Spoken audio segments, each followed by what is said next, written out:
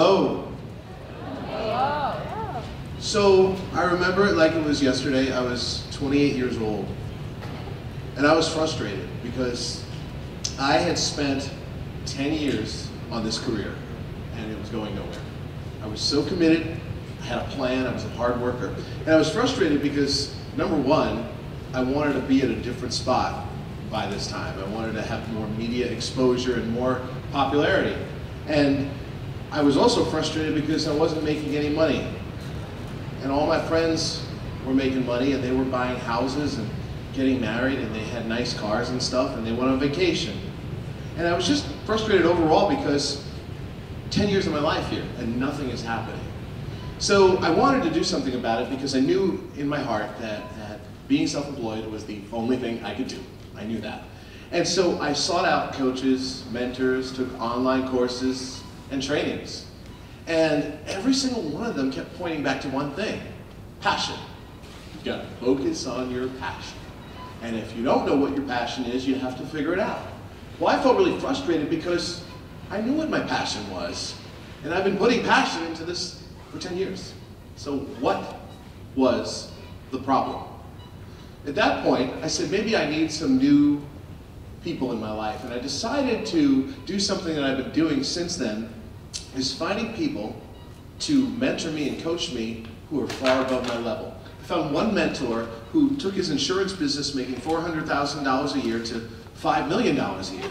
And I found a coach who works with franchises. And once I started to talk with them, I learned a little something about passion. That if you look at history, especially the past 300 years, and you study successful people, interestingly, most of them did not like the work they were doing for a good 80% of the time. So this is really interesting now. Everyone's telling me to find my passion and focus on passion, but if you look at history, most people who are successful don't like the work 80% of the time. And it was at that point that I realized when we are saying the word passion, we're not really saying the word passion. We're actually secretly saying pleasure. A lot of times, we think that the work we want to do is work that we have to be passionate about, but we secretly think pleasure. We don't want to do the marketing because that's not fun. We don't want to do the accounting because that's not fun. And I knew that I had to fix this. So I spoke to my mentor, and I spoke to my coaches. I said, what do I do about this? And they said, Mike, focus on your gifts. And I was dumbfounded because I actually really didn't know what my gifts were. I knew what I wanted to do and who I wanted to be, but I didn't know what my gifts were. So I spent a lot of time sitting on a rock, going to therapy, going to my coach, and doing a lot of journaling. And I eventually started to tap on what my gifts were. And it was really interesting because most people I know, I ask them, what are your gifts? They actually don't know. They can tell me what their dreams are, their goals, but they don't know what their natural gifts are. So once I learned what my gifts are, one of my mentors said to me, when you learn what your gifts are, you have a choice. You can actually let it just be, or you can become a servant to those gifts. So I will never forget that year I decided to become a servant to my gifts. I said, I'm going to focus on nurturing all of the things I'm naturally good at. And that year was the first year of my life I made 6 figures. And it's been going up ever since. And the interesting thing that started to happen was, for some oddball reason, I became more passionate about my work. And one of the things that I learned the hard way is that passion isn't something that you should start with. It's a byproduct of taking action on your gifts. And if you don't believe me, just look at history.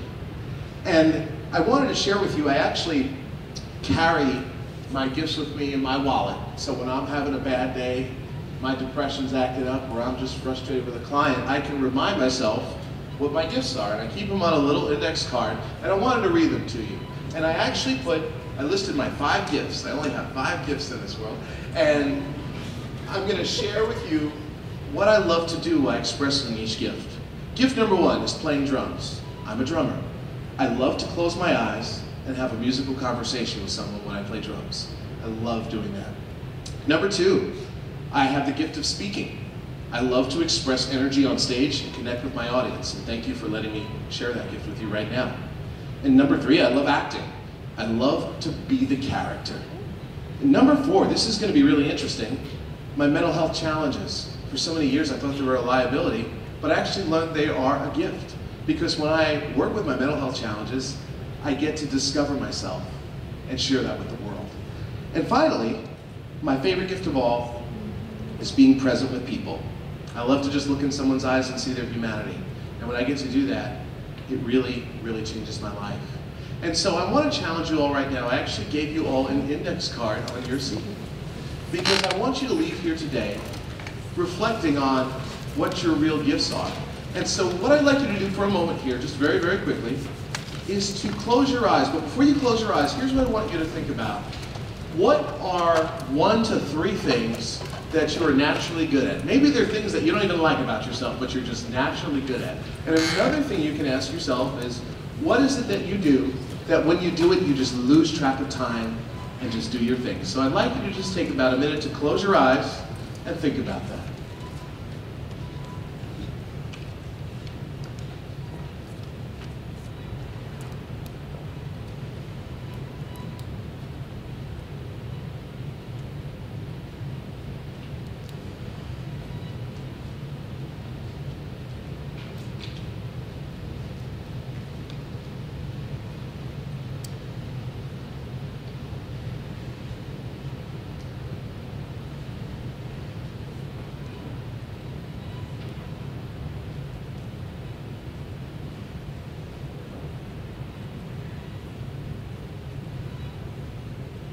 Okay, you can open your eyes, and can you turn to your friend next to you and tell them what your gift is?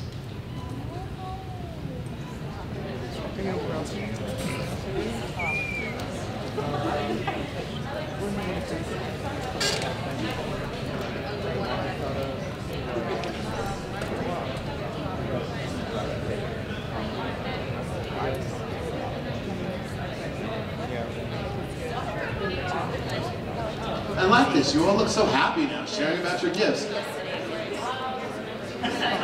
Now, ladies and gentlemen, can I ask you this? On the card, can you do this on the card? On the left side of the card, can you write down your gifts? So on the left side, write down 1 to 3 gifts that you came up with. And on the right side, can you write what you like to do or feel when you express those gifts? Just write that on the other side.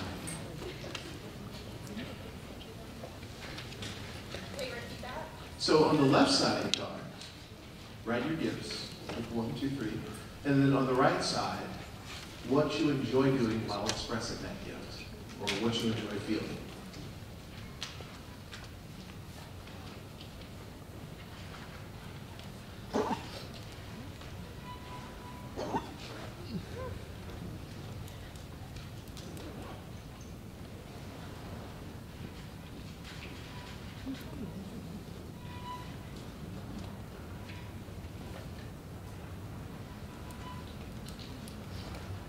Now I want to say this as you're doing it. This is not something where you're going to leave here today and you think, I know my gifts now and I'm good. This is a process. And it actually goes with a lot of Sergio's work that he was talking about with discovering who you are and where you are. And I think gifts evolve throughout life, but it's important to know that. And I promise you, if you become a servant to your gifts, good things will happen. I told you that I'm a drummer. And for many years I was a drummer in New York City. I was playing on albums. I was playing in bars. My parents used to ask me what my dream was, and I was like, I want to play in the bars for drunk people. That was my dream. And I'm not going to lie, it's still my dream right now. It's my favorite thing to do in the whole world.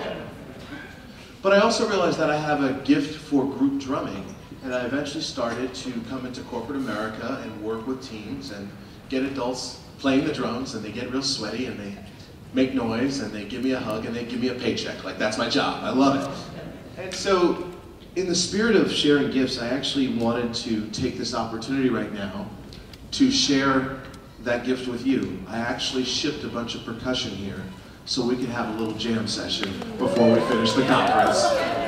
So we're going to take about a minute, we're going to hand out some percussion and make some noise together.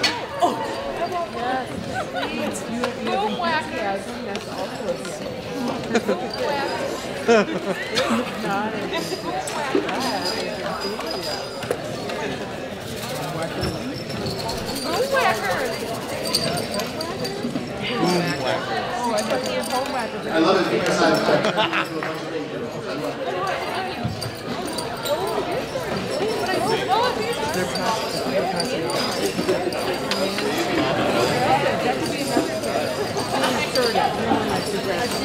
Disney in Animal Kingdom, they introduced a new thing called the Keynote party, and they literally Okay, if you have an instrument, hold it up. Okay. And people in the back, you can have an instrument too. We have more up here. That's a gift.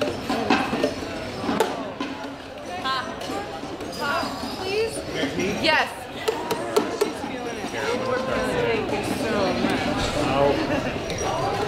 Thank you so much.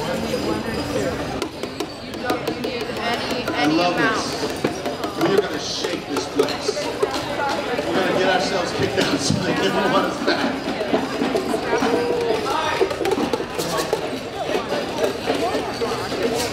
Okay, ladies and gentlemen, before we get rowdy, hold on. Everyone gets so happy with percussion. I love it. This is why I got into it as a child. And actually, just a quick side note about me, I do a lot of work in mental health, as I shared. And one of the reasons I do both drumming and mental health is because when I was in 5th grade, I started drumming, and it was the only thing that helped with my behavior problems and my depression. It didn't matter all the medicine they gave me or all the mental hospitals they put me in, drumming was the thing. So I get to share this gift with you and my medication with you. So a few guidelines before we start. Number one, you're going to have instruments in your hand. Please keep it to yourself. Do not hit your partner next to you. Not going to do it. If so, we'll have to take it away. So, if you can look at me closely, when I put my arm up like this, it simply means look at me. What does it mean? Look at me. When I put my arm down like this, it means stop. So this means look at me. Stop. Look at me. Stop. Look at me. Stop. Good, you gotta pay attention, okay. So can you all take your instrument and hold it up in the air? Can you say hello to your instrument? Hello. If the instrument talks back to you, that's okay, it's a safe space in here. Can you lightly play your instrument? Go for it.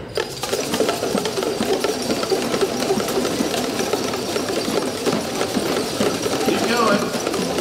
Follow me. Good, play really loud, go.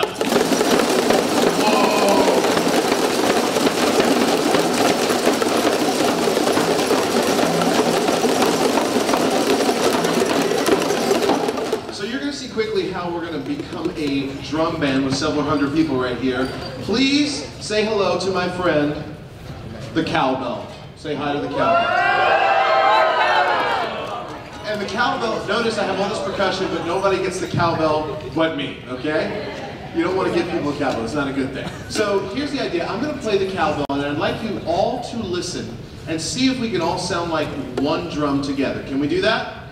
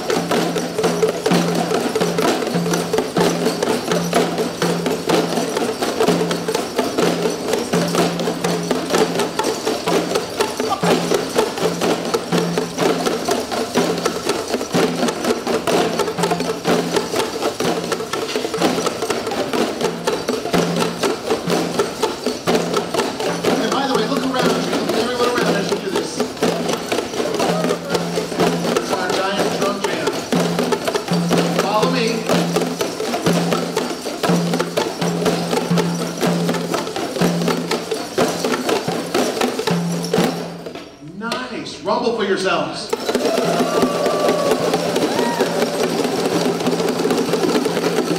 I need you to look at me. Everyone make eye contact. It's okay, I can handle it.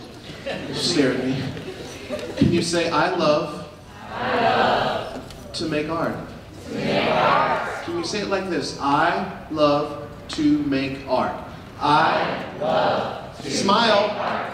I love louder to make art. I love each other to make art. I love. Now play it on the drums.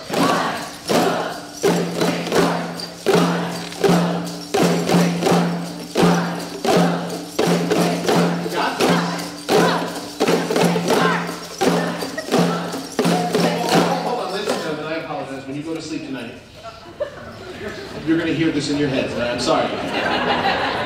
But it's a good thing. It's positive affirmations. Let's try it again and see if you can play it without saying it. 1, 2, ready, go.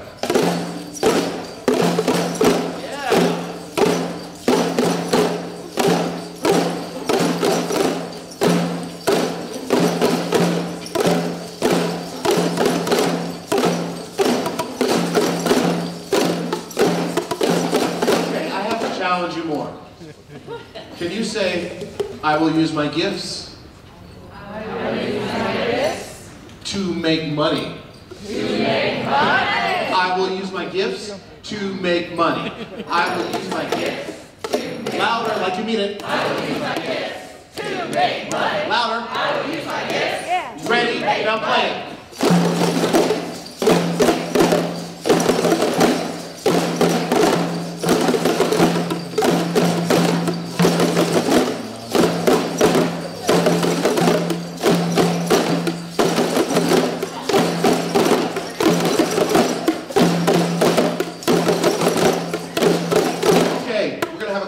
Really quickly.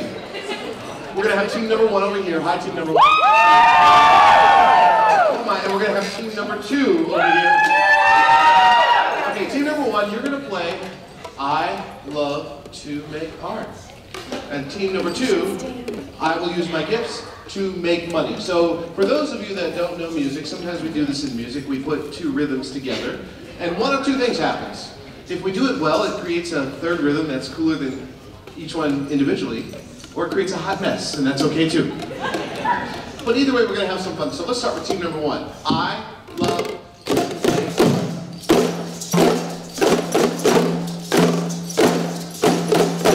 I will use my gifts to make money.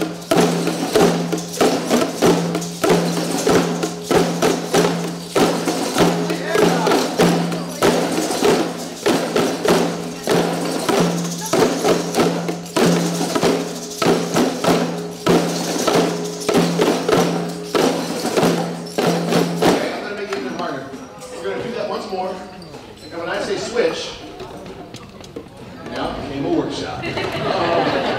You're going to switch rhythms with each other, okay? So let's start with team number 1. 1, 2, ready, go.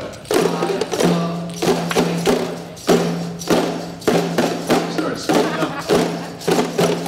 I will use my hands.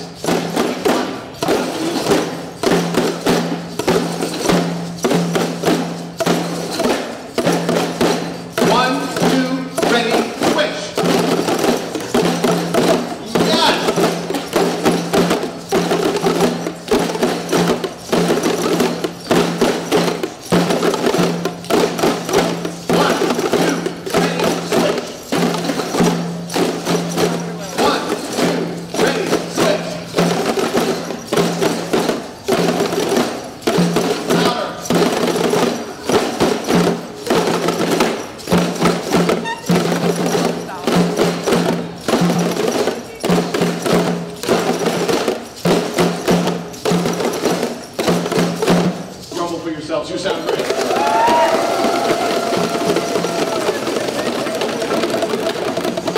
So in closing, first of all, I want to thank you all for giving me your time and attention at the end of a conference here. And I want to say this, I'm a professional speaker for a living, and I speak at schools and conferences and events. Oh, no, we're going to keep the drums out. We're going to keep them out. Keep them out. Not yet. Taking them away from people, no. And I speak at conferences and schools and colleges, so if you are interested in bringing me to your school or family function, let me know and talk to me. I'd love to talk with you about that. That being said, in closing, Amy Rogers, she had a very specific request for me. She said, she wanted me to take a selfie with all of you. Is that okay? So here's the thing. We're going to do this my way, though, because I'm defiant. I got to do things my way. So here's the idea. I'm going to hold up my camera, and we're going to take a selfie, but you're going to get to do something that you never, ever get to do. And please promise me as a group that after this event, you will not do this. Say, I promise. I promise. Because what we're about to do, you get in a lot of trouble at work, you get in a lot of trouble at school, and possibly arrested. So here's the idea. So I'm going to hold up my phone, and we're going to take a little selfie. But what I need to do, I'm going to count to 3, and when I say 3, I need you to take your instrument, play it as loud as you can, as fast as you can, and scream at the top of your lungs. Can you do that?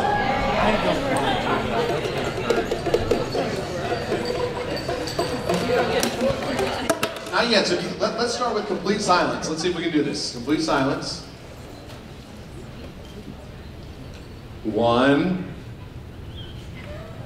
2, 3, go!